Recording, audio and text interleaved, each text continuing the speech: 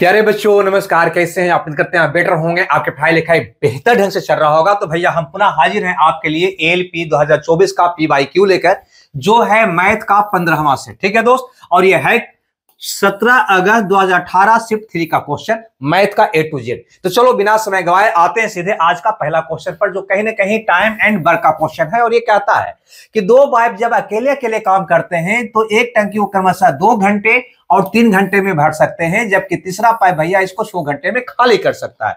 यानी यहाँ पे 3 पाइप की बात किया है, ये पहला पाइप, ये दूसरा पाइप, भैया ये तीसरा पाइप है। क्लियर है? पहला पाइप इसे 2 घंटे में भरता है, दूसरा पाइप इसे 3 घंटे में भरता है, और तीसरा पाइप इसे 6 घंटे में क्या करता है? खाली करता है। ठीक है, तो सबसे पहले बिना कुछ पढ़े हुए यहाँ पे कुल काम निकालते हैं हम लोग। जो तीनों का एलसीएम होता है, ये तीनों का एलसीएम कितना होगा? तो कहोगे 6 होगा। क्लियर है? अब 1 घंटा का काम जो इफिशिएंसी कहलाता है, इससे भागा देकर निकालते हैं ना, तो 2 से भागा दोगे भैया आ जाएगा 3, 3 से भागा दोगे आ जाएगा 2, यहाँ पे 6 से भागा दोगे आ जाएगा माइनस का 1। माइनस दिखाया है कि खाली करने वाला टंकी है। अब यहाँ पे थोड़ा सा गौर करिएगा दोस्त, यहाँ पे ये कहता है कि जब टंकी 1/6 भाग भरी थी तो तीनों पाइप को एक साथ खोला गया तो टंकी को भरने में कुल कितना समय लगेगा। यानी ये 6 टंकी भरने की बात नहीं कर रहा है ना, पहले से 1/6 भाग भरा हुआ है, 1/6 भाग पहले से भरा हुआ है। तो सोचो 1 में से 1 6 घटाओ तो कितना आएगा? 5/6 ना भरना है, इतने भाग ना हमको भरना है, इतना भाग तो पहले से भरा हुआ है ही।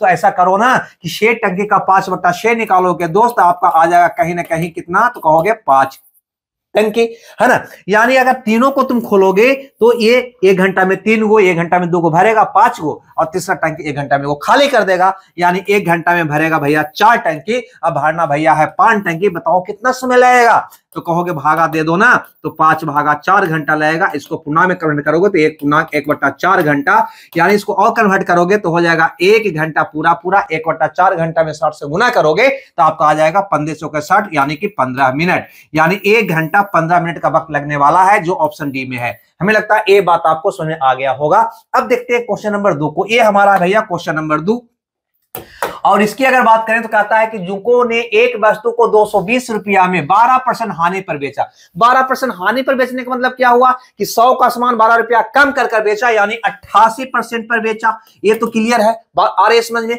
12% हानि का मतलब क्या हुआ? तो कहोगे 12% हानि यानी 100 में से 12 गया, 88% पर बेचा। और ऐसे कहता है 220 में बेचा, तब तो हम कह सकते हैं ना कि 88% का वैल्यू हो जाएगा दोस्त 220 रुपया। तो आपसे कहता है कि 10% का लाभ प्राप्त करने के लिए उसे कितना विक्रय मूल्य क्रय मूल्य से कितना अधिक रखना चाहिए। अरे भैया 10% का लाभ चाह रहा है तो 10% ज्यादा रखना चाहिए, यानी कहीं ना कहीं 10% की मान आपसे दोस्त यहां पे पूछ रहा है। क्या पूछा है ना, विक्रय मूल्य क्रय मूल्य? वो पूछता है कि 10% भैया हमको लाभ चाहिए, तो उसके लिए विक्रय मूल्य को क्रय मूल्य से कितना अधिक रखना चाहिए। तो जितना लाभ चाहिए उतना अधिक रखना चाहिए। कितना लाभ चाहिए? 10%, तो 10% अधिक रखना चाहिए, है ना। बस 10% का मान बता दोगे तो यहां पे कहोगे 220/88, गुना हो जाएगा 10, काटोगे दोस्त यहाँ पे 22 चौके 88, अब 25 चौके 100, यानी कितना हो जाएगा भैया? तो 25 रुपया इसको जो विक्रय मूल्य है वो क्रय मूल्य से ज्यादा रखना होगा।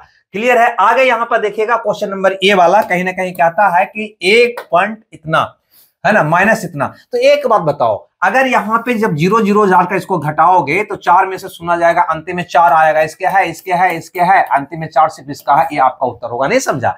अरे भैया 1.004 में से अगर आप 0.4 को घटाओगे तो यहां पे शून्य डालोगे ना, तो 4 में से सुना गया 4 ही ना आएगा, यानी जो भी उत्तर आएगा उसका अंतिम अंक 4 ही ना आएगा। तो अंतिम अंक इसमें 4 नहीं, इसमें 4 नहीं, इसमें नहीं, इसमें सिर्फ है। ये आपका उत्तर होगा। और ऐसे बना भी सकता था, है ना, 0 10 में से 4 गया 6, इतना आपका आ गया, है ना, 0.604 पहला ऑप्शन। ऐसे भी कर सकते थे। अब देखो तीसरा के बाद हम देखते हैं क्वेश्चन नंबर 4 को, जो कहीं ना कहीं एलसीएम का क्वेश्चन है। एलसीएम तो सबको आता है। ये कहता है दोस्त कि 14 21 35 का लासा बता दो। भैया तो लासा जब निकालना हो ना तो 12 वाला संख्या को ले लो। क्लियर है? अब 35 में देखो कौन है, कहोगे 7 5 35, 7 और 5 है। अब यहां देखो क्या 14 का सब पार्ट इसमें समाया हुआ है?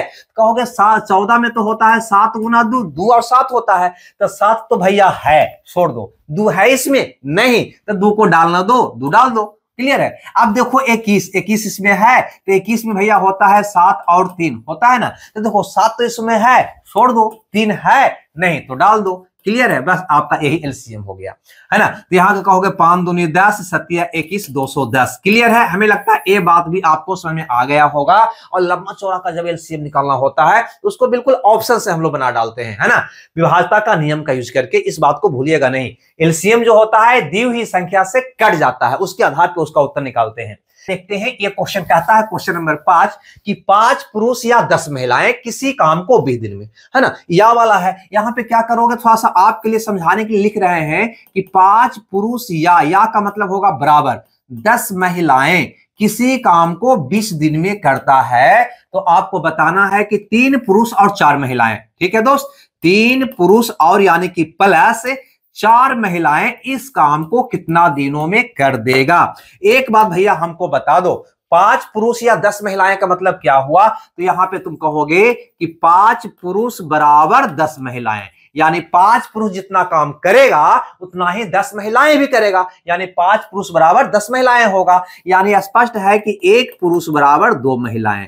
क्लियर है दोस्त। अब या तो महिला को पुरुष में या पुरुष को महिला में कन्वर्ट कर लो। यहां पर देखो, 1 पुरुष बराबर 2 महिला, तो 3 पुरुष बराबर 3 दूनी 6 महिला, यानी 2 से गुना कर दोगे, कितना हो जाएगा भैया, तो कहोगे 6 बोमेन। क्लियर है, कितना हो जाएगा 6। यहां पे फिर से समझो, 1 पुरुष बराबर 2 औरत, है ना, तो 3 पुरुष बराबर 3 दूनी 6 औरत, और टोटल यहाँ पे 4 औरत और है, तो टोटल हो गया कितना, तो कहोगे 6 और 4 10 औरत, पूरा का मान कितना हो गया 10 औरत। यानी आपका क्वेश्चन बन गया कि 10 औरत किसी काम को भैया 20 दिन में करता है, तो बताओ कि 10 औरत इस काम को कितना दिनों में करेगा। तो सेम क्वेश्चन 20 दिन, बस आपका प्रश्न का आंसर आ जाएगा, यानी कहीं ना कहीं भी ऑप्शन आपका सही हो जाएगा। 5 के बाद हम देखते हैं क्वेश्चन नंबर 6 को, और ये क्वेश्चन कहीं ना कहीं कहता है, गौर से देखिएगा तो ये कहता है कि 2 संख्याओं का गुणनफल 20 है। हाँ भैया 20 है, उनमें से एक इतना है तो अन्य संख्या क्या होगा। तो सब कहोगे सर भागा दे न दीजिए, भागा दे न दीजिए। 2 संख्याओं का गुणनफल दे रखा है,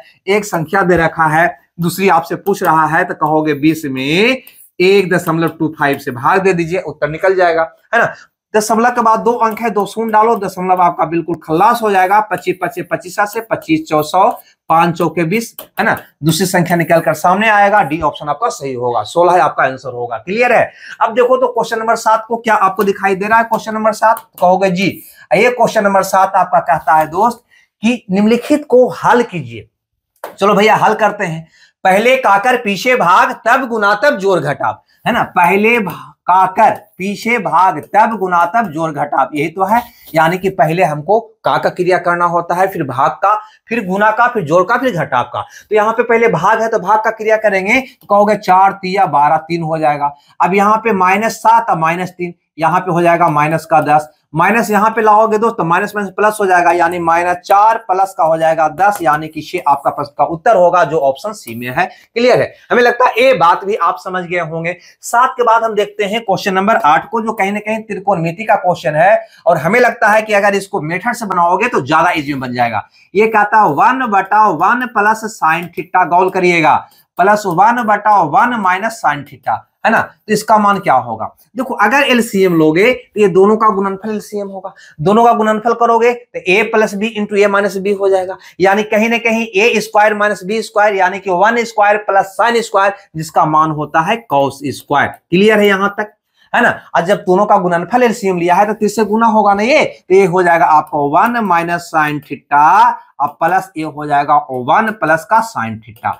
अब इसको अगर काट कूट करोगे दोस्त, बहुत मजे से ये कट जाएगा, साइन से साइन कट जाएगा, है ना। तो आपका आ जाएगा 2/cos थीटा, या ऐसा कर सकते हैं 2/cos थीटा नहीं तो 1/cos स्क्वायर थीटा, ऐसे भी तुम लिख सकता है ना। यानी 2 इसका मतलब होता है 1/cos थीटा का सेक थीटा, तो 1/cos स्क्वायर का क्या हो जाएगा दोस्त, कहोगे सेक स्क्वायर थीटा हो जाएगा। यही आपका प्रश्न का उत्तर होगा, जो ऑप्शन कहीं ना कहीं हमें दिखाई दे रहा है डी में। हमें लगता है ये बात भी आपको क्लियर हो गई होगी।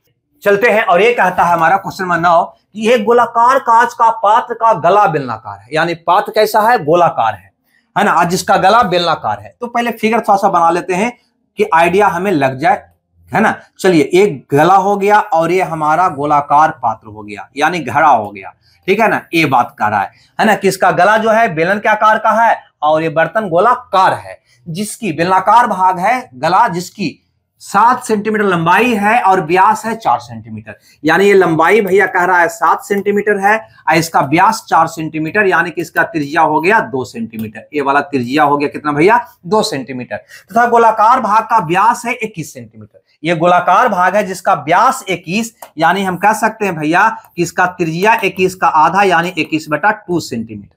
यहां तो कोई दिक्कत। हमसे कहता है कि उसमें आने वाली पानी का भैया मात्रा बता दो। पानी का मात्रा यानी कहीं ना कहीं आयतन पूछ रहा है आपसे, बर्तन का आयतन है ना, कोई में कितना पानी आता है, कितना लिक्विड दूध आता है, यानी कि उसका आयतन पूछ रहा है। तो आयतन निकालना दो, आयतन निकालोगे तो कहोगे 2 पार्ट में निकलेगा। पहले बेलनाकार भाग का निकालो जो होता है πr²h, प्लस फिर ये गोलाकार भाग का निकालो जो होता है, गोला का आयतन क्या होता है 4/3 πr, अगर इसका त्रिज्या आप बरकी आर हो तो πr³ हो जाएगा।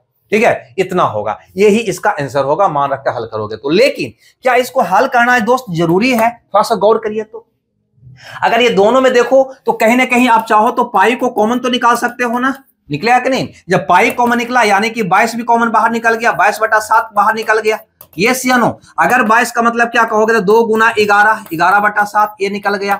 यानी आपका जो उत्तर आएगा क्या उसमें 11 से गुना करने पे आएगा? कहोगे जी इसमें 11 से गुना करने पे तो आंसर आएगा, यानी आपका आंसर 11 का मल्टीपल होगा। क्यों? क्योंकि हर में 11 तो है नहीं कि 11 से 11 कट जाएगा, है ना। यहां 3 है, 11 तो कटेगा नहीं, यानी हर हालत में जो आपका आंसर आने वाला है वो 11 का मल्टीपल। अब चारों में देख लो 11 का मल्टीपल यानी 11 से कटने वाला ऑप्शन कौन है, वो आपका उत्तर होना चाहिए। अगर 2 रहेगा तो इकाई अंक पे जाएंगे या फिर हल करेंगे बस। अगर एगो मिल गया तो मेरा आंसर हो जाएगा। तो 11 का मल्टीपल देखते हैं, तो यहां पे देखते हैं दोस्त, कहते हैं 4 3 7, 9 2 11 में से 7 गया 4, 11 से नहीं कट रहा है। यहां चलते हैं तो आ रहा है 2, ये भी 11 से नहीं कट रहा है। यहां चलते हैं तो 18 में से 6 गया, 9 9 18 में से 6 गया, 12 12 भी 11 से नहीं कटता। यहां चलते हैं तो कहोगे 18 में से 4 3 7 गया, 18 में से 7 गया 11, 11 से 11 कट रहा है, यानी यह संख्या 11 से कटने वाला है जो आपका आंसर होगा, है ना। ये तीनों तो होने से गया। लेकिन अगर हल करना हो तो भैया आपको तो कैलकुलेशन करना पड़ेगा, इसमें कोई डाउट नहीं है। तो कैलकुलेशन कैसे करेंगे तो हम कैलकुलेशन करके भी आपको बता देते हैं ताकि आपको, है ना, ये बात भी क्लियर हो जाए। अब सबसे पहले पाई दोनों में है तो पाई को दोस्त कॉमन निकाल लो, है ना। पाई को कॉमन निकाल लो। आर है, आर का मान कितना है 2 है, तो 2 का स्क्वायर कितना होगा दोस्त, कहोगे 4 होगा। एच है, एच कितना भैया, तो कहोगे 7। क्लियर है, ये हो गया बेलन का। प्लस 4/3, है ना। पाई तो हम निकाल चुके हैं। यहाँ पे आर बेल गोला का कितना है 21/2। क्यों करोगे इसको दोस्त, तो कहोगे 21/2 गुना 21/2 गुना 21/2 हो जाएगा। क्लियर है, ये तो होगा। अब यहाँ पे देखोगे तो कहीं ना कहीं कट रहा है, उसको काट देते हैं। कहोगे 7 21 ये कट जाएगा और 2 दूनी का 4 ये कट जाएगा, है ना। और यहाँ पर देखो पाई का मतलब होता है 22/7, इसको लिख देते हैं 22/7 और गुना, है ना। यहाँ पे भी 7 है दोस्त, यहाँ पे देखो तो 7 है ना, और इसमें भी 7 है, इस यहाँ पर भी 7 है। तो ये 7 को क्यों ना हम कॉमन निकाल लें ये दोनों में से, तो यहाँ 7 को कॉमन निकाल लोगे, क्या बच जाएगा दोस्त, कहोगे 4 बच जाएगा। प्लस, है ना, 21 का कितना हो जाएगा 441 और बट्टा का हो जाएगा 2। क्लियर है, ये 7 से 7 आपका कट जाएगा तो आपका अब आ जाएगा कहीं ना कहीं, है ना, 22 गुना 4 दूनी 8, यहां पे जोड़ोगे 8 इसमें जोड़ोगे तो 449 अब बटा 2 से भैया ये कट जाएगा, फिर पुनः, है ना, 11 दूनी 22। अब इसको हल कर दोगे, है ना, 11 से गुना करके तो कहोगे 9 होगा, 9 4 13 के 3 बाकी 1, 4 4 8 है 1 9, अब भैया 4।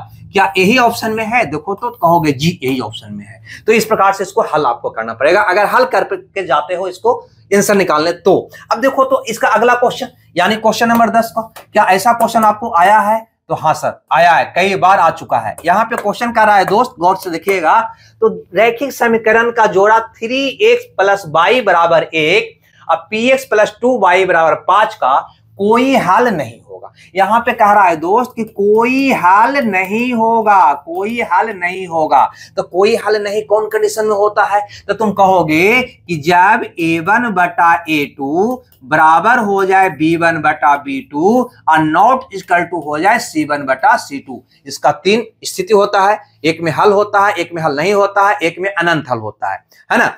जब हल नहीं होता है उसका कंडीशन होता है ए वाला कि ए और बी बराबर हो, सी बराबर ना हो। इसको हल कर दोगे उत्तर आ जाएगा। एक्स का गुणांक ए होता है, वाई का गुणांक बी होता है, स्वतंत्र पद आपका सी होता है। यहां देखो a1 कितना हो गया, कहोगे 3, अब बटा a2 कितना होगा, तो यहाँ पे एक्स का गुणांक कितना है, p, कहोगे p बराबर b का गुणांक, यहाँ पे y का गुणांक 1 बटा यहाँ पे y का गुणांक कितना है 2, लिख दोगे 2, नॉट इक्वल टू c1, यहाँ पे है 1 स्वतंत्र पद, यहाँ पे है कितना 5। तो ऐसे भी 1/2 नॉट इक्वल टू 5 है ही, तो इससे हमें कोई मतलब नहीं है, हमें सिर्फ दोस्त इसे हल करना है, इसको हल कर देंगे, मेरा उत्तर भैया आ जाएगा। कहोगे p का मान कितना होगा, 3 दूनी 6 होगा, यानी p के स्थान पे अगर भाई लोग 6 ले लेते हो तो कहीं ना कहीं इसका कोई हल नहीं होगा। p के स्थान पे 6 रख दोगे तो ये दोनों को हल करके देखना, इसका कोई हल नहीं निकलेगा। आगे बढ़ते, कैसे हल निकलेगा, ये दोनों बराबर हो जाएगा, ये दोनों तो x और y दोनों कट जाएगा, हल होगा ही नहीं। आगे देखो अगला क्वेश्चन, यहाँ पे ये वाला, अगर ये वाला क्वेश्चन देखो तो ये कहीं ना कहीं पाई चार्ट का क्वेश्चन लग रहा है देखने में, है ना। और क्या है आगे देखते हैं, कहता है दिया गया वृत्त आलेख मानव से खनिजों को विभाजन को दर्शाता है। ठीक है भैया, आलेख को ध्यान पूर्वक अध्ययन कीजिए और निम्नलिखित प्रश्नों का उत्तर दीजिए। प्रश्न है आपका कि मानव शरीर में कौन से 2 खनिजों की आवश्यकता लगभग समान है। बहुत इजी क्वेश्चन है, आप इसको थोड़ा सा और हम बड़ा कर देते हैं आपके लिए यहाँ पे, है ना। अब देखकर बताओ कौन उत्तर होगा। कहता है कि मानव शरीर में कौन सी 2 खनिजों की आवश्यकता लगभग समान है। अब देख के बताओ लगभग समान कौन दिखाई दे रहा है, तो हमें तो दिखाई दे रहा है भाई लोग, ये है कहीं ना कहीं 8%, ये है 8%। यहां से हम कलर चेंज कर लेते हैं, लाल कलर ले लेते हैं, ठीक है, या बैगनी ब्लू लेते हैं, ये 8% है और भैया ये 9% है, तो बाकी तो 25 है, 18 है, 40 है, बराबर लगभग बराबर। तो लगभग बराबर तो यही लग रहा है नहीं, यानी कि पोटेशियम और सोडियम लगभग बराबर है। तो पोटेशियम और सोडियम ऑप्शन ए में दिखाई दे रहा है, पोटेशियम और सोडियम, तो ये आपका उत्तर हो जाएगा। हमें लगता है ये बात भी आप समझ गए होंगे। अब देखिए तो अगला क्वेश्चन यानी क्वेश्चन नंबर 12 को ये क्या कहता है, ठीक है, ये क्या कहता है भाई, है ना, कलर चेंज करते हुए कहता है कि यदि 60/75 बराबर 4/x, तो x का मान क्या होगा, ये मेरा क्वेश्चन है। तो तुम कहोगे 15 4 60, 15 5 75, 3 से गुना करोगे तो x का मान क्या निकल के सामने आ जाएगा भैया, तो कह दोगे 5 आ जाएगा, ये आपका उत्तर हो जाएगा। अब देखो आगे यहाँ पे एक क्वेश्चन और है ना, यहाँ पे एक क्वेश्चन और है, कहता है एक संख्या का 26%, अगर एक संख्या दोस्त x भी मान सकते हो, है ना, या फिर ऐसे भी कर सकते हो कि एक संख्या का 26% 65 है तो वह संख्या क्या है ना। तो ऐसे भी कर सकते हो कि 26% का वैल्यू दे रखा है 65, तो वो संख्या हमेशा 100% होती है, तो 65 का वैल्यू क्या होगा, है ना। काटने के लिए क्या करोगे, यहां पे गौर करो, तो 13 दूनी 26, 13 5 65 कट रहा है, ये इसका 50 गुना है, तो इसका 50 गुना कितना हो जाएगा दोस्त, 250। आपका प्रश्न का उत्तर हो जाएगा सी, आपका आंसर होगा। अब देखो तो एक क्वेश्चन और देखते हैं यहाँ पे, क्वेश्चन नंबर 14 यहाँ पे, है ना। ये क्या कहता है कि दिए गए विकल्पों में कौन सा क्रम 1 5 11 19 29 के पैटर्न को संतुष्ट करता है। ठीक है भैया, बहुत बढ़िया सा क्वेश्चन है, क्वेश्चन में कोई जान नहीं है, लेकिन पहली बार में समझ में अगर नहीं आएगा तो बहुत जान इसमें देखने को मिलेगा। तो देखो हम पहला ऑप्शन में देखते हैं, है ना। पहला ऑप्शन में अगर दोस्त x के स्थान पे 1 लेते हैं, है ना, x का मान 1 लेते हैं, तो 1 पुट करोगे तो 1 + 1, 2 में से 2 गया 0, है ना, 0 आ जाएगा। अगर 2 रखते हैं तो 2 दूनी 4 और 2 6 में से 2 जाएगा 4। क्या इस पैटर्न को पूरा कर रहा है, कहोगे नहीं जी, ठीक है। तो वही प्रक्रिया बी ऑप्शन में उठाकर देखो कि x के स्थान पे 1 लो, तो 1 में से 1 गया 0, -1 आ जाएगा। क्या ए भी इस पैटर्न को पूरा करेगा, 1 आना चाहिए था, आ रहा है -1, नहीं भैया। आगे तीसरा ऑप्शन को चेक करके देखते हैं, x स्थान पे 1 लेंगे तो 1 1 2 1 3 हो जाएगा, क्या 1 आएगा, नहीं भैया। डी ऑप्शन को चेक करते हैं, ये उत्तर नहीं हुआ, तो x स्थान पे 1 लोगे तो 1 1 2 में से 1 गया 1, है ना, 1 आ रहा है। अगला भी देखते हैं, अगर 2 लेते हैं तो 2 दूनी 4 और 2 6, 6 में से 1 गया 5, क्या इस पैटर्न को पूरा कर रहा है। 3 भी लेके सकते हो, 3 3 9 और 3 12 में से 1 गया 11, देखो तो आ रहा है, कहोगे जी बिल्कुल आ रहा है। आपका उत्तर कौन होगा, डी होगा, यानी ऑप्शन से हम इसको बनाए, है ना, कि एक्स में बारी बारी से पहले 1 रखकर चेक किए, 1 2 3 4 5 ये रखे और देखे कि किसमें ये रखने पे इस पैटर्न को पूरा कर रहा है। ठीक है, हमें लगता है ये बात आप समझ गए होंगे। देखिए तो अगला क्वेश्चन, ये वाला किसका क्वेश्चन है भाई? तो कहता है कृष्णा एक निश्चित गति पर, देखो ये टाइम एंड डिस्टेंस का क्वेश्चन बहुत बढ़िया सा क्वेश्चन है ना। कहता है कृष्णा एक निश्चित गति पर 90 किलोमीटर की दूरी साइकिल से तय करता है। दूरी दे रखा है 90 किलोमीटर। यदि वह 3 किलोमीटर प्रति घंटा धीरे साइकिल चलाता, धीमा कर लेता, अपने चाल को 3 किलोमीटर प्रति घंटा कम कर लेता, तो उसे अपने गंतव्य पर पहुंचने के लिए 5 घंटा ज्यादा समय लगता। स्वाभाविक है, चाल कम करता तो समय ज्यादा लगता। तो बताओ कि उसका वास्तविक चाल क्या था? चाल आपसे पूछ रहा है। अगर हम चाल यहां पे दोस्त, चाल को हम मान लेते हैं 1 किलोमीटर प्रति घंटा, ऐसा मान लेते हैं। अब इसको मानने के अलावा कोई आपके पास रास्ता है नहीं, लेकिन समझिए बात को। चाल अगर 100 होता तो 90 किलोमीटर दूरी तय करने में समय कितना लगता? क्योंकि समय बराबर दूरी बटा चाल। दूरी 90 किलोमीटर था और चाल अगर 1 किलोमीटर प्रति घंटा होता तो समय 90 बटा x घंटा का लगता। ठीक है भैया। अगर वो चाल 3 किलोमीटर प्रति घंटा कम कर लेता तो कितना समय लगता? हाँ, इससे ज्यादा लगता, लेकिन लगता कितना? तो कहता दूरी बटा चाल। दूरी तो 90 ही है ना, और चाल हमको x ना रहकर उससे 3 कम हो गया, यानी x माइनस 3 हो गया, तो इतना समय लगता। अब प्रश्न कह रहा है कि ये चाल कम करने पे 5 घंटा ज्यादा लगता है। 5 घंटा ज्यादा, यानी इसमें से घटाओगे तो आपका 5 घंटा आना चाहिए। क्लियर है? बस ये इक्वेशन बना, इसको हल करिएगा, ये द्विघात समीकरण का रूप लेगा, है ना, और आपका आंसर निकलेगा। लेकिन अब यहां पे हल ना करके ऑप्शन पे जाओ, आराम से बन जाएगा। देखो पहला ऑप्शन देखो कितना है कि चाल 18 है, तो 18 यहां पे रखोगे तो 18 में से 3 गया 15, 15 छक्का 90, 6 हो गया।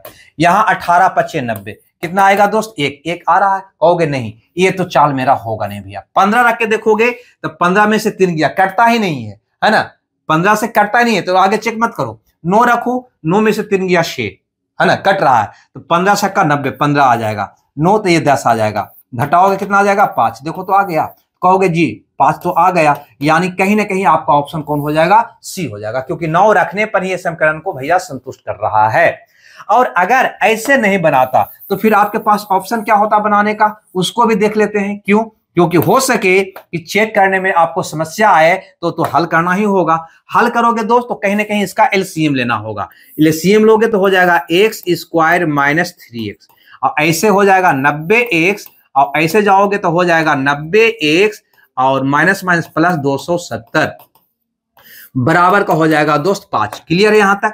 अब इसको और हल करोगे तो 90x से 90x आपका कट जाएगा, 3 से गुना करोगे तो ये हो जाएगा 5x², है ना, माइनस 5 15x।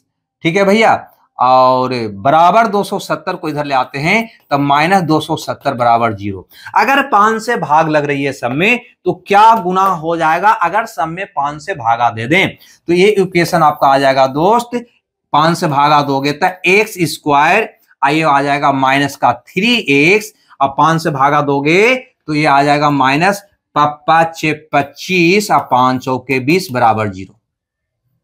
क्लियर यहां तक? अब इसको हल करना तो बहुत आसान है। ठीक है, अब इसको हल क्या करोगे तो माइनस 54, यानी कि 54 का ऐसा तो गुणनखंड करना है कि घटाने पर -3 आवे। तो कहोगे घटाने पे -3 आवे, कैसे बनेगा भैया? तो 9 छक्का 54, हमें लगता है 9 और 6 में टूट सकता है। देखो तो गुना करने पे 54 आ रहा है, लेकिन घटाने पे क्या आना चाहिए? घटाने पे -3, तो ये माइनस कर दो, ये प्लस कर दो। अगर -9 प्लस हो रहेगा तो घट जाएगा तो 3 आ जाएगा, और बड़ा है 9 तो चिन्ह भी हो जाएगा माइनस का। क्लियर है? अब यहां पे जब ये निकल गया तो x का मान तो आराम से निकाल लोगे। -9 है तो यहाँ पे 9 लिखोगे, चिन्ह बदल के लिखते हैं ना, और यहाँ पे प्लस हुआ है तो -6। माइनस में आपका आंसर होगा नहीं, अतः उत्तर क्या होगा? 9, यानी चाल कितना होगा? 9। तो बनाने का तरीका आपका ये होगा। ठीक है, लेकिन ऐसे प्रश्न को सीधे ऑप्शन से चेक करोगे आराम से बन जाएगा, अपने से चेक करोगे बहुत कम समय लगेगा। प्रैक्टिस करो भाई। आगे देखो अगला क्वेश्चन ये वाला। अगर ये वाला क्वेश्चन की बात करें तो सिंप्लीफिकेशन का बहुत ही आसान सा क्वेश्चन है, हमें लगता है थोड़ा सा और बड़ा कर लेते हैं ताकि लिखने में भी हमको और मजा आए। यहां पे कहता है कि देखो ये रेखा, यहां पे ये वाला जो है ना दोस्त, ये रेखा कोष्ठ है, ये वाला ये लाइन पड़ा हुआ है, रेखा कोष्ठ है। इसको वैसा ना समझना कि ऐसा ही दिया हुआ है, नहीं, रेखा। तो पहले कोष्ठ में क्रिया करते हैं, रेखा कोष्ठ का, फिर छोटकी का, फिर मंझलो का, फिर बड़की का। ये तो जानते ही हैं, पहले कोष्ट का क्रिया होता है, उसके बाद सिम्प्लीफिकेशन में किस क्रिया होता है, तो पहले काकर पीछे भाग तब गुना तब जोड़ घटा आपका, ठीक है ना। इससे पहले इसकी क्रिया होती है, तो पहले कोष्ट में चलते हैं, कोष्ट में रेखा कोष्ट का क्रिया करेंगे, है ना। तो 28 में से 29 जाएगा, कहो कि माइनस का 1 आएगा, क्या आएगा भैया, माइनस का 1। 28 में से 29 जाएगा माइनस का 1, अब माइनस माइनस क्या हो जाएगा, ये प्लस, तो 27 प्लस 1 यानी कि 28 हो जाएगा। अब 26 में से 28 को घटाओगे तो माइनस का 2 होगा, फिर माइनस माइनस क्या हो जाएगा, प्लस, तो 25 प्लस 2 यानी कि 27 हो जाएगा। अब फिर 24 माइनस 27 यानी कि -3 हो जाएगा। अपने से बनाना ज्यादा मजा आने वाला है, ठीक है, इस ढंग से बनाओगे, है ना। ये A to Z क्वेश्चन जो है आपका जो शिफ्ट था बताया ही, उसमें पूछा गया टोटल मैथ का क्वेश्चन था, है ना, ALP का प्रीवियस 2018 में। 250 का इतना प्रतिशत कितना होगा, तो देखो बहुत सिंपल सा क्वेश्चन है, यहां पे ध्यान देना थोड़ा सा। इतना का 46%, मतलब 46/100 की बात कर रहा है, शून्य से शून्य कट जाएगा, है ना। अब यहाँ पे चाहो तो गुना करके आराम से बना सकते हो या काट सकते हो, 2 पचे 10, 5 पचे 25, 3 दूनी 46, 3 पचे 15 से आपका उत्तर 115, है ना। बहुत इजी क्वेश्चन, तो ऐसा भी क्वेश्चन रहता है एग्जाम में, ऐसा नहीं समझिएगा सिर्फ वही क्वेश्चन, है ना, आपको परेशान करने वाला ही देता है। हर एक तरह का क्वेश्चन आपके एग्जाम कहता है कि यह दंड आलेख कक्षा 4 के विद्यार्थियों के पसंदीदा फल को दर्शाता है। आलेख को ध्यानपूर्वक अध्ययन कीजिए और निम्नलिखित प्रश्नों का उत्तर दीजिए। देते हैं भैया, है ना। यहाँ पे एप्पल है, कलर बदल दें क्या, पता चल रहा है, एप्पल है, ऑरेंज है, ग्रेप्स है, मैंगो है, और ये है। कहता है नीचे दिए विकल्पों में से कौन सा फल का चयन न्यूनतम संख्या को दर्शाता है, ऑरेंज, एप्पल। यार यहाँ पे एक चीज बताओ दोस्त, हमको एक चीज बता दो हमको, है ना। सबसे न्यूनतम संख्या को कहीं ना कहीं यही ना दर्शा रहा है, सबसे कम देखो तो क्या है, ग्रेप्स यानी अंगूर, अंगूर कहीं पे है, कहोगे जी ये वाला, यानी सी ऑप्शन आपका क्या होगा, सही होगा, है ना। सबसे कम, तो सबसे कम तो यही है, देखो ना, ये भी ज्यादा है, ये भी ज्यादा है, ये भी ज्यादा है, ये भी ज्यादा है, ये सबसे कम भैया ये वाला है, ग्रेप्स यानी कि अंगूर है। हमें लगता है 18 भी आपको समझ में आ गया होगा, है ना। देखो सिम्प्लीफिकेशन का तो भैया बहुत क्वेश्चन देखने को मिल गया इस शिफ्ट में, तो ऐसा होता है, आपका शिफ्ट कैसा है, ठीक है, वो डिपेंड आपका कहीं ना कहीं लक पे करता है। कहता है यहाँ पे इसका मान बता दो, तो तुम कुछ नहीं करो, 36 या 18 सबको पता है, 3 बार में चल जाएगा। यहाँ पे क्या आ जाएगा भैया, तो 3 दूनी 6 माइनस का 6 आ जाएगा, ठीक है। और इसको हल करोगे तो ये हो जाएगा 36 या 18 माइनस 18 हो जाएगा। यहाँ पे कितना है, 12 है, यहाँ क्या है, -3 है। अब हल करोगे यहाँ पे 18 3 21, 12 में से 21 गया, माइनस का 9 है, कोई उत्तर, कहोगे जी सी ऑप्शन है ना। तो अपने से बना लेना है इसको, ज्यादा बेटर होगा। ये देखो कहीं ना कहीं डाटा सफिशिएंसी का क्वेश्चन है, DI का, है ना, और बहुत आसान क्वेश्चन हमें लग रहा है ये क्वेश्चन है। देखो कहता है कि प्रत्येक गेंद का वजन समान है, तो 10 गेंदों का वजन क्या है, आपको बताना है। ये दिया है इंफॉर्मेशन कि प्रत्येक गेंद बराबर है, वजन क्या है, सबका बराबर है, तो बता दो कि 10 लोहा के गेंदों का वजन कितना होगा। उसको उत्तर देने के लिए एक कथन दिया है, क्या इसका यूज करके इस प्रश्न का उत्तर दे दोगे, ये आपसे पूछ रहा है। तो देखते हैं, प्रत्येक गेंद का वजन 1/4 भाग 5 किलोग्राम है, यानी प्रत्येक गेंद का 1/4 कितना है, 5 किलोग्राम, यानी पूरा गेंद का वजन कितना हो गया, 20 केजी। जब पूरा गेंद का वजन 20 केजी हो गया, तो 10 गेंद लोहे का गेंद का वजन 10 गुना 20 यानी 200 केजी। हाँ भैया उत्तर दे दिए, इसी का यूज करके मैंने बता दिया कि 10 लोहे की गेंदों का वजन क्या है, बस ये हो गया। दूसरा देखते हैं, एक ऑप्शन और दिया था, 3 लोहे की गेंदों का कुल वजन 2 लोहे की गेंदों की कुल वजन से 20 किलोग्राम तैयार है, यानी 3 लोहे का गेंद, यानी कि एक गेंद का वजन x है, तो 3 लोहे का वजन कितना हो गया भैया, तो कहोगे 3x। आगे कहता है कि 2 लोहे की गेंदों के कुल वजन से 20 किलोग्राम ज्यादा है, यानी 2 लोहे का गेंद कितना हो जाएगा वजन, 2x। इससे भैया ये 20 ज्यादा है, तो तुम कहोगे x का मान कितना हो गया दोस्त, 10 केजी, है ना, यानी एक गेंद का वजन 10 केजी, तो 10 केजी का वजन कितना हो गया, 100 केजी। हाँ ये भी इंफॉर्मेशन रहेगा, तब भी बता देंगे कि 10 गेंदों लोहे के गेंदों का वजन क्या है, यानी दोनों से उत्तर दे सकते हैं अकेले अकेले यूज करके। अब ऑप्शन देखो, कथन 1 और 2 अकेले पर्याप्त है, हाँ भैया अकेले पर्याप्त है, यानी कथन 1 भी अकेले पर्याप्त है और कथन 2 भी अकेले पर्याप्त है, क्योंकि 1 का यूज करके भी उत्तर दे देंगे अकेले से, और 2 का केवल यूज करके भी उत्तर उसका दे देंगे, अतः हमारा उत्तर ये हो जाएगा। आगे देखो अगला ऑप्शन, अगला ऑप्शन ही अगला क्वेश्चन, और ये क्या कहता है, 21 नंबर का क्वेश्चन दोस्त। यहाँ पे गौर फरमाते हैं कि जौन जिले से 15 वर्ष छोटा है ना, 12 वर्ष पहले, ये कह रहा है दोस्त कि 12 वर्ष पहले, है ना, जिल की आयु, जौन की 1.5 गुना था। 1.5 का मतलब होता है 3/2 गुना। 1.5/10 करोगे, काटोगे तो क्या आ जाएगा? 3/2 आ जाएगा। 3/2 गुना का मतलब होता है 3:2। क्लियर है? यहां पे कह रहा है कि जील की आयु, जौन की आयु का 3/2 है, यानी कहीं ना कहीं ये जौन हो गया और ये क्या हो गया? जील हो गया। क्लियर है? ऐसे भी देखो यहां से कि जौन जील से 15 वर्ष छोटा है, यानी जौन जो है जील से छोटा है, तो छोटा मान जौन का हुआ, बड़का मान जील का हुआ। ऐसे भी देख सकते हो, है ना। और दोनों में अंतर यहां पे क्या दिखा रहा है? 15 वर्ष का। हम बताए हैं कि दो व्यक्ति के बीच उम्रों का अंतर हमेशा कांस्टेंट यानी स्थिर रहता है। यानी आज अगर आपसे हम 15 वर्ष बड़े हैं तो आने वाले दिन में भी 15 वर्ष बड़े रहेंगे, है ना। अगर हम आपसे 15 वर्ष छोटे हैं तो आने वाले दिन में भी 15 वर्ष छोटे रहेंगे, आगे भी 15 वर्ष छोटे रहे होंगे। तो यहाँ पे अगर जौन जील से 15 वर्ष छोटा है तो यहाँ पर भी यानी 12 वर्ष पहले भी 15 वर्ष छोटा रहा होगा। और यहां से कितना छोटा है? 1, यानी 1 का वैल्यू कहीं ना कहीं आ गया 15 वर्ष। तो तुम ही बताओ दोस्त यहाँ पे कि दिन का वैल्यू कितना होगा? तो 15 या 45 वर्ष हो जाएगा। 2 का वैल्यू निकालना होगा तो 30 वर्ष हो जाएगा। अब जिसका पूछता उसका निकाल दो। हमसे जील का पूछ रहा है, वो भी वर्तमान आयु। अब माने वर्तमान का। तो भैया जील का आयु ये है 12 वर्ष पहले का। 12 वर्ष पहले जील था 45 वर्ष का। अब 12 वर्ष में आओगे वर्तमान में तो 12 वर्ष बढ़ गया होगा, यानी 12 ऐड कर दोगे तो अब उसका आयु निकल जाएगा कितना भैया? तो 57 वर्ष। यानी जील अब कितना का है? 57 वर्ष का है। यानी सी ऑप्शन आपका सही हो जाएगा। हमें लगता है ये बात भी आप समझ गए होंगे।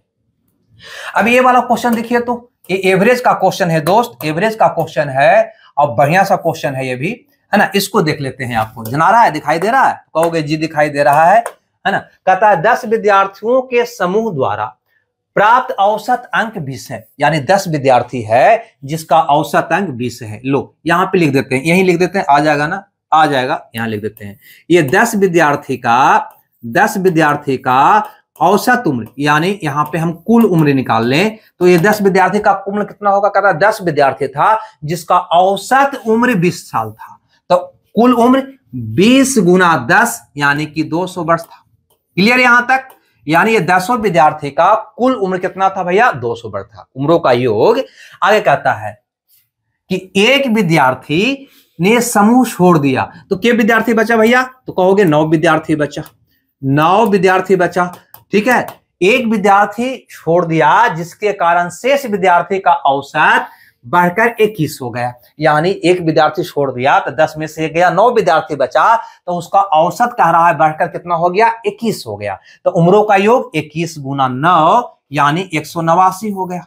कितना हो गया? 189। एक चीज यहां पे आप क्या हमको बता पाइएगा, जो छोड़ा विद्यार्थी ग्रुप को उसका उम्र क्या था? कहोगे घटा दो। यानी यहां पे हम ये कह सकते हैं कि छोड़ने वाले का उम्र कितना था? तो 200 माइनस 189, है ना। यानी 10 में से 9 गया, इसका अंतर यहां निकाल देते हैं। 10 में से 9 गया 1, 9 में से 8 गया 1, है ना। यानी 11 वर्ष था। ये बात आई समझ में या नहीं आई? जो छोड़ा 10 को ग्रुप में से एक विद्यार्थी जो गया उसका उम्र क्या था? कहोगे 10 में से 9 का उम्र घटा दो तो 10 में से गया 9, 9 में से 8 गया 11 वर्ष था। आगे क्या बोलता है? आगे बोलता है यहां पे परंतु अन्य विद्यार्थी समूह में शामिल हुआ। यानी एगो छोड़ा और फिर एगो क्या हो गया? शामिल हो गया। यानी 9 से फिर कितना हो गया भैया? 10 विद्यार्थी हो गया। 9 से पुनः 10 विद्यार्थी हो गया। कैसे 10 विद्यार्थी हो गया? तो छोड़ दिया था, छोड़ ही दिया, उसके बदले में एक दूसरा विद्यार्थी आ गया तो 9 1 10 विद्यार्थी हो गया, जिससे उस समूह का औसत कम होकर 20.6 हो गया। यानी ये 10 विद्यार्थी का उम्र का कितना होगा? तब 20.6 गुना 10 यानी कि 206 वर्ष हो गया। 206 वर्ष हो गया। अब आप ही बताओ यहां पे थोड़ा सा कि जो नया विद्यार्थी इसमें इंक्लूड हुआ उसका उम्र कितना था? कहो एकरा में से घटा दो, है ना, क्योंकि 9 गो विद्यार्थी बचा था जिसका उम्र का योग 189 था। एगो पुनः नया आ गया तो 10 को हो गया तो उम्र का योग हो गया 206। तो बढ़ा कौन? बढ़ा जो नया आया उसका उम्र कितना था? तो इसको घटा दोगे, कहोगे 16 में से 9 गया भैया 7 और 9 में से 8 गया 1 और ये बच गया कितना भैया? 1 में से गया 0, 17 वर्ष हो गया। ठीक है। अब यहां पे कहता है कि समूह छोड़ने वाले और समूह में शामिल होने वाले विद्यार्थी का औसत बता दो। तो समूह छोड़ा उसका उम्र हो गया 11 और जो शामिल हो उसका उम्र हो गया 17, तो इसका औसत क्या होगा, तो दोनों को जोड़ के 2 से भागा दे दो तो हो जाएगा 28 भागा 2 यानी कि 14। 14 को ऑप्शन में है तो मार दो, कहोगे जी डी में है। हमें लगता है ये बात भी आप समझ गए होंगे, है ना। बेसिक क्वेश्चन एवरेज का था, बढ़िया था, है ना। अब ये क्वेश्चन को देखो, ये क्वेश्चन क्या कहता है, ये द्विघात समीकरण का क्वेश्चन है और इस पर वीडियो बहुत बढ़िया सा बना दिए हैं, द्विघात समीकरण का होल कंसेप्ट का वीडियो बना दिए हैं, उसको देखना मत भूलिएगा। कहता है कि एक द्विघात समीकरण का दो मूल, एक है x बराबर 1/12 और दूसरा है x बराबर -1/3, तो दिए गए तो समीकरण इस प्रकार लिखा जा सकता है, यानी समीकरण पूछा है तो समीकरण दो चीज होता है ना, दो तरह से लिखा जाता है। अगर हल दिया हुआ है तो एक समीकरण गुणनखंड के फॉर्म में भी लिख सकते हो और समीकरण के फॉर्म में भी लिख सकते हो। तो हमारा ऑप्शन गुणनखंड के फॉर्म में है, तो गुणनखंड के फॉर्म में समीकरण क्या होगा भैया, तो तुम कहोगे यहाँ पे x में जो x का मान दिया हुआ है उसका चिन्ह बदलकर ऐड करो, है ना। यानी कि x का मान कितना है पहला, तो 1/2 प्लस 1/2 प्लस 1/2, तो यहाँ पे माइनस कर दोगे, चिन्ह बदल के करना है ऐड, क्लियर है। और दूसरा क्या होगा, x में क्या ऐड करना है चिन्ह बदल के, तो -1/3 माइनस, तो बदलोगे चिन्ह क्या होगा +1/3, तो +1/3 कर दोगे। अब बराबर क्या हो जाएगा, तो 0। अब इसको हल करो, तो हल करोगे क्योंकि बटा में तो रहना नहीं चाहिए, तो यहाँ पे 2 है, 2 से गुना कर दो, इसमें 3 से गुना कर दो, है ना। तो 2 से गुना करोगे दोस्त तो हो जाएगा 2x - 1, है ना। इसमें 2 से 2x, इसमें 2 से गुना कर 2 कट जाएगा, क्या बचेगा -1। इसमें 3 से करोगे तो क्या होगा 3x अब +1, इसमें 0, क्लियर है। तो ये आपका उत्तर होगा 2x - 1 3x + 1, 2x - 1 3x + 1, यानी ये ऑप्शन सही होगा। और दोस्त यहाँ पे याद रखना, है ना, दूसरा मूलों का योग और मूलों का गुणनफल निकाल के भी निकालते हैं समीकरण, वो समीकरण होता है x², है ना, माइनस अल्फा मूलों का योग into x plus alpha into beta बराबर 0, ये होता है ना। यानी कि मूलों का योग हो गया मूलों का गुणनफल, यानी ये दोनों को जोड़ के यहां रखेंगे, ये दोनों को गुना करके यहां रखेंगे तो समीकरण के रूप में निकल जाएगा। ये गुणनखंड फॉर्म के रूप में निकला समीकरण, ये सिंपल करके निकल जाएगा, है ना। तो यही दो समीकरण से क्वेश्चन पूछता है। आगे चलते हैं अगले क्वेश्चन में, ये वाला देखते हैं क्वेश्चन। ये क्वेश्चन नंबर 24 को, ये कहीं ना कहीं मिश्रण का क्वेश्चन है।